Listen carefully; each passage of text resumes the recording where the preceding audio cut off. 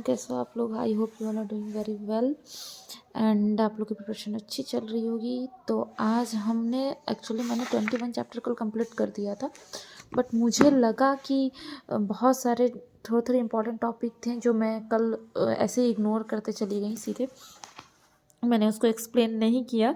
तो आज वो सारी टॉपिक्स मैं सोच रही हूँ कि मैं उसे कंप्लीट कर देती हूँ।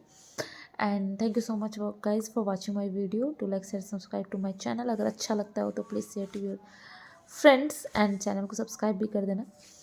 तो एक्चुअली क्या है कि कुछ टॉपिक्स हैं, ज़्यादा टॉपिक्स नहीं है। उसके बाद आपका 21 चैप्टर कंप्लीट हो जाएगा, देन आपके केवल 22 एंड 23 चैप्टर बचेंगे। तो होपफुली मैं नेक्स्ट वीक में वो दोनों चैप्टर कंप्लीट करने की कोशिश करूँगी। कोशिश क्या, मैं कर दूँगी। अगर प्रेशर नहीं रहा, वर्क काम का प्रेशर नहीं रहा, तो डेफिनेटली मैं कर दूँगी। तो चलिए बिना लेट किए हमें स्टार्ट करते हैं। एक्चुअली हमने यहाँ जो था कन्फ्लिक्ट हमने आप लोग को बता दिया था, जिसमें जैसे कन्फ्लिक्ट क्या होता है वो तो मैंने आप लोग को बता दिया था। देन यहाँ ना कुछ दिया था कि कन्फ्लिक्ट के टाइप्स कितने होते हैं, राइट। एक सेकेंड गाइस, बहुत ठंड है। आप लोग बताओ कि आप लोग की साइड कितनी ठंडी है। यहाँ तो बहुत ज़्यादा ठंडी है भाई। तो यहाँ जो है टाइप्स ऑफ कन्फ्लिक्ट जो है 3 टाइप्स के हैं। एक हॉरिजेंटल चैनल कन्फ्लिक्ट है, एक है आपका वर्टिकल चैनल कन्फ्लिक्ट, देन है आपका मल्टी चैनल कन्फ्लिक्ट। तो क्या है हॉरिजेंटल चैनल कन्फ्लिक्ट में क्या होता है, यहाँ मैंने शॉर्ट करके लिखा है कि 3 हो गया कन्फ्लिक्ट हो गया। कन्फ्लिक्ट के 3 टाइप्स हो गए, एक हो गया आपका हॉरिजेंटल, एक हो गया आपका वर्टिकल, एक हो गया मल्टी चैनल। तो हॉरिजेंटल जो होता है वो सेम लेवल का होता है, मतलब सेम लेवल पर। जैसे हम एग्जाम्पल पे ले लेते हैं कि कोई गुड्स है जिसको रॉ मटेरियल्स है, उसको फिनिश गुड्स में कन्वर्ट की जा रही है। तो रॉ मटेरियल्स प्रोसेस के दरमियान उसमें भी बहुत सारा प्रोसेस होता होगा ना। जैसे कि मान लीजिए कि आप फ्लोर से आप ब्रेड बना रहे हो, आटा से ब्रेड बना रहे हो, तो आटा तो डायरेक्ट बनेगा नहीं। पहले गेहूँ होगा, गेहूँ को साफ़ कीजिएगा, सुखाइएगा, देन आटा में पीसिएगा। तो वो एक लेवल हो गई। दूसरी लेवल हो गई कि वो ब्रेड बनाएगी। तीसरी लेवल हो गई कि उसको बेचेगी। मतलब ऐसे मैं लेवल के रूप में बता रही हूँ। तो सेम लेवल पे जो कन्फ्लिक्ट क्रिएट होते हैं, जैसे कि आटा पीसने के दरमियान जो कन्फ्लिक्ट क्रिएट हो रहा है, वो हो गया आपका हॉरिजॉन्टल कन्फ्लिक्ट। वर्टिकल कन्फ्लिक्ट मतलब आटा पीसने वाले और ब्रेड बनाने वाले के बीच जो कन्फ्लिक्ट हुआ, या फिर गेहूँ खरीदने वाले और आटा पीसने वाले के बीच कन्फ्लिक्ट हुआ, तो ये हमारी वर्टिकल हो गई। और मल्टी चैनल मतलब डिफरेंट चैनल्स ही चेंज हो जाए, तो वो आपका कहलाएगा मल्टी चैनल कन्फ्लिक्ट। ठीक है। फिर कहता है कि कन्फ्लिक्ट मैनेज करने के लिए बहुत सारे, जैसे यहाँ दिया ना कि मैनेजिंग कन्फ्लिक्ट, तो कन्फ्लिक्ट मैनेज करने के लिए बहुत सारा स्ट्रैटेजी दिया हुआ है। इसमें से जो 2-3 स्ट्रैटेजी सबसे इंपॉर्टेंट है। एक तो आपका स्ट्रैटेजिक जस्टिफिकेशन, या आप पढ़ लेना बुक्स में अच्छे से दिए हुए हैं। एंड डुअल कंपेंसेशन, जहाँ दोनों साइड्स के जो मतलब कन्फ्लिक्ट जो दोनों साइड का होता है, दो आदमी के बीच ही कन्फ्लिक्ट होगा, 2 डिपार्टमेंट के बीच कन्फ्लिक्ट होगा, तो वो दोनों को कंपनसेट करना पड़ता है। Superordinate goals, employ exchange करना, ज्वाइंट मेंबरशिप, ये सब कुछ खास नहीं बता, ऐसे ही पढ़ लेना इसको। हाँ, यहाँ ये 3 है जो थोड़ा इम्पॉर्टेंट है। जैसे कि कोऑप्टेशन एक मेथड होता है, एक मेथड होता है डिप्लोमेसी, मीडिएशंस एंड आर्बिट्रेशंस, राइट। तो देखिए कोऑप्टेशंस, आप इस डिफिनेशंस को याद कर लीजिएगा कि कोऑप्टेशंस एक एफर्ट्स होता है जो एक ऑर्गेनाइजेशन लगाती है कि वो दूसरी ऑर्गेनाइजेशन के जितने, जैसे नहीं आप समझते हैं कि 2 आदमी के बीच राजनीति चल रही है, मतलब 2 पार्टियां हैं और एक पार्टी ने दूसरे पार्टी के बड़े बड़े लीडर्स को पहले ही खरीद रखा है। सो उससे ही हम कहते हैं कि वही एक कन्फ्लिक्ट है। मतलब एक ये कोऑप्टेशंस कन्फ्लिक्ट मैनेज करने का एक तरीका है कि एक एफर्ट्स लगाती है organisation to win the support of the leader, ठीक है, of another by including them in advisory council. जैसे नहीं बोलता है कि भाई आप इस पार्टी में हो, आपको बहुत अच्छे पोस्ट नहीं मिले हैं, बहुत अच्छा मन, सॉरी पता नहीं वीडियो बनाने टाइम मुझे इतनी नींद क्यों आती है। पढ़ाई जब से छूटा है ना, लिटरली बता रही हूँ, मेरे को जॉब करते हुए 1.5 साल हो गए हैं एंड 1.5 साल से मैंने पढ़ाई एकदम छोड़ ही दिया है। तो मैं वीडियो जब भी शूट करती हूँ मुझे इतनी भयानक नींद आती है, चाहे मैं 11 बजे शूट कर रही हूँ, 12 बजे शूट कर रही हूँ, 1 बजे रात में शूट कर रही हूँ, उतना ही नींद आता है। कभी कभी मैं 1 बजे से शूट करती हूँ तो मैं सोचती हूँ कि चलो नहीं कल बहुत नींद आ रहा था तो मैं 10 बजे 9 बजे शूट कर लूँगी, तो 9 बजे भी शूट करती हूँ तो फिर भी वही सिचुएशंस होते हैं, पता नहीं क्यों। आप लोग के साथ भी होगा, जब आपको जॉब लग जाएगी देन आपको पढ़ाई लिखाई से कोई मतलब नहीं होगा, देन ये सिचुएशन सबके साथ आते हैं। चलिए कोई नहीं, इग्नोर दिस, अगर आप लोग को बुरा लगता हो तो सॉरी। तो कोऑप्टेशन में क्या होता है कि एक ऑर्गेनाइजेशन जैसे बोला ना कि हाँ भाई, आपको आपको आपकी पार्टी ने बहुत अच्छे मंत्रालय नहीं दिए हैं, आप हमारे पार्टी ज्वाइन कर दीजिए तो हम आपको अपनी सबसे जो अच्छी अच्छी मंत्रालय होंगी वो आपको देंगे, तो वो उसी को कोऑप्टेशन कहते हैं। डिप्लोमेसी खेलना हर कोई जानता है, डिप्लोमेटिक होना, ना हाँ है ना हाँ है, बीच में खेल रहे हैं, ठीक है ना।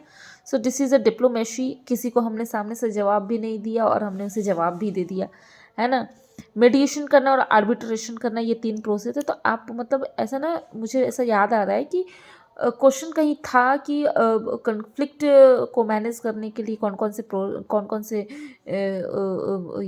प्रोसीजर्स अपनाए जा सकते हैं, कौन कौन सा टेक्निक अपनाया जाता है। तो उसमें ये दिया था डिप्लोमेसी, मेडिटेशन, आर्बिट्रेशन, कोऑप्टेशन की जगह कुछ और दे दिया था कि ऐसा करके कोई ऑप्शन था, इसलिए मैंने सोचा कि इसे इग्नोर नहीं करना चाहिए। तो ये हो गया। फिर होता है डाइल्यूशन एंड कैनिबलाइजेशन। तो देखिए, डाइल्यूशन एंड कैनिबलाइजेशन में क्या है कि इसमें पहले मैं इसको बताने से पहले मैं आपको बताऊंगी कि एक होता है ब्रांड डाइल्यूशन, कैनिबलाइजेशन, और एक होता है ब्रांड एक्सटेंशन भी होता है।